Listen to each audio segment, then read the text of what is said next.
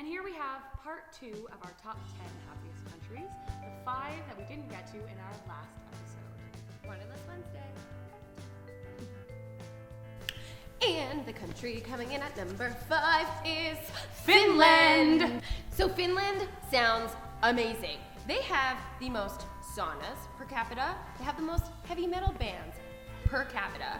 They consume the most coffee in the world. They have the Northern Lights, and they have an annual wife carrying competition where if you win, you get your wife's weight in beer.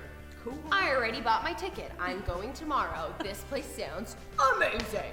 Finland has an incredible education system. They have actually less hours of school per day, and they have an amazing teacher-to-student ratio. The Finns also have an 83% university graduate rate, and in their government, 40% of the seats are held by women, which is amazing. So yeah, if we haven't convinced you about all the fun things that you can do there, it's also very stable and safe, strong communities, great life-to-work balance. Same with like a lot of the countries that are in the top 10, but Finland has those extra bits of fun that you can do too. It's also probably a little cold, so bring a coat.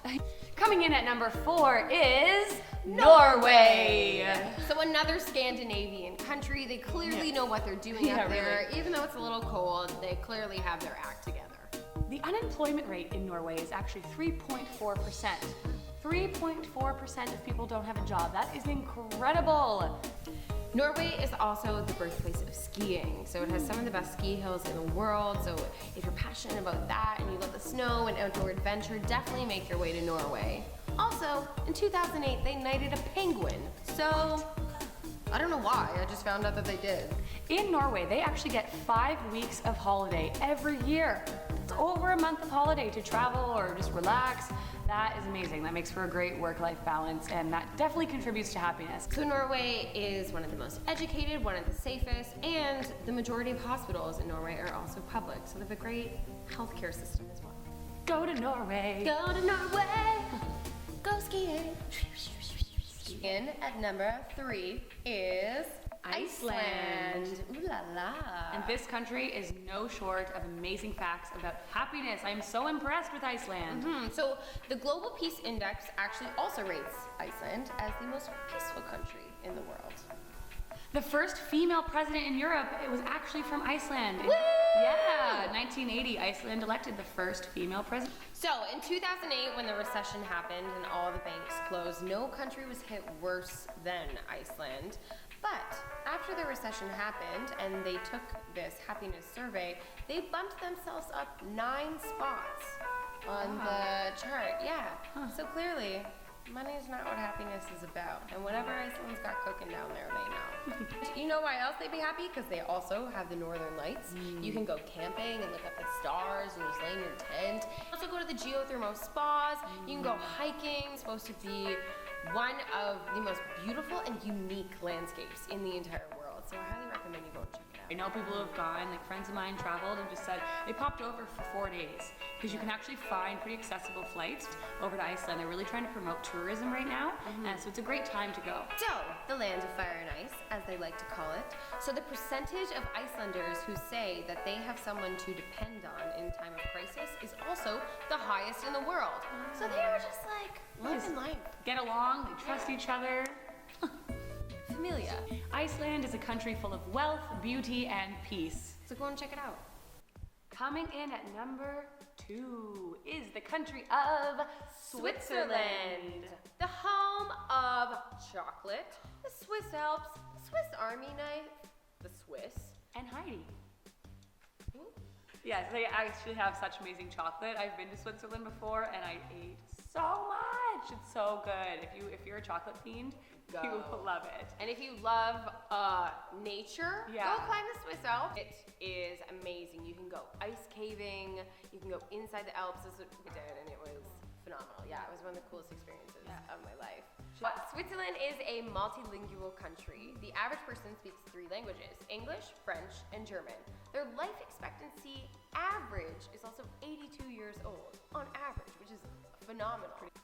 Switzerland is also known for treating their citizens with high respect. Everyone is paid respectable working wages, and people feel respected, and so they enjoy living there. They're happy because, people appreciate them. Yeah. Switzerland's unemployment rate is 2.9%. 2.9%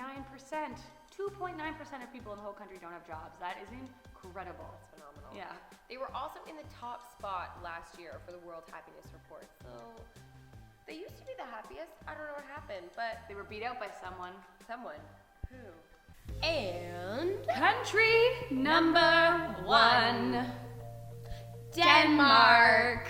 Congratulations. Yay! Danish. Yay Love to it. the Danes! You did well. You're apparently very happy. And also, in a study in 2014, it is said that any country that is not close to Denmark, the farther away you get, the less your well-being is. So apparently Denmark is the center of all hub. happiness. It and attracts happiness. they've finally taken the top spot. The capital city in Denmark is Copenhagen, which I have heard is a magical land with lots to do, really friendly people, great nightlife, great food, restaurants, a place to really check out. And Copenhagen has goals of being carbon neutral by 2025. Good job. Yeah, They're it's also possible. rated as one of the greenest cities in the entire world. So if you love nature and you love the environment, which we all should, you'll definitely love Copenhagen. You should check it out. So I think a trend we've noticed with a lot of these places, and something the Danish are also really well known for, is valuing relationships over money. Yeah. And we also noticed this ourselves when we were traveling, is the thing we found we were the most happy when we kind of found our own community and people that we could share our experiences with. And we kind of have like little communities from each country we went to, people that we bonded with. And clearly there is some sort of connection there of finding people and finding happiness and getting along. Yeah, and time again, people would say when you ask them what makes them happy, friendship, family, community, all of that. And so when you put more of a weight on your relationships, it's shown, like you're happier. And like, yes, money is, handy, it can be fun, but it's really not everything. So on this WanderLust Wednesday, go and catch up with a friend you haven't seen in a long time and build your community. Yeah, and maybe plan a trip to one of these countries. Check out how other people are living and see, what you can bring home and what you can do differently in your own life to add a little bit of happiness. Yeah. And if you like these videos and you want to see more of them, you can like it, you can share it, you can subscribe to our channel, all that fun stuff. Thanks so much for tuning in. Thanks for tuning in to on this WanderLust week's Wednesday. WanderLust Wednesday. WanderLust Wednesday.